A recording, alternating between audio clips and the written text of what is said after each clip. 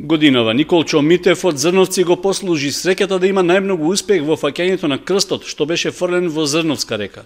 Голем број православни христијани од Зрновци, Мородвис и Видовиште присуствуваа на свечениот чин на водосветот, што се изведе на мостот на реката кај основното училиште Синиша Стоилов. Младите зрновјани не ги спречи студената вода да учествуваат на традицијата што во слава на Христовото крштевање овде се изведува со години наназад.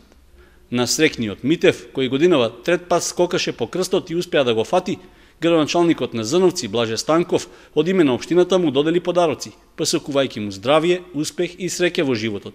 Желба ми беше да го фанам крсто. Крсто носи здравје, среќа, радост, семејството, се. Прв пат ли скокаш? Трети пат скокам, прв пат го фаќам крсто. Се го станува, ќе одеме по селото со крсто, сите куќи да ги осветеме и така. Митев доби благослов и од Македонската православна црква, како и многу честитки од своите сограѓани.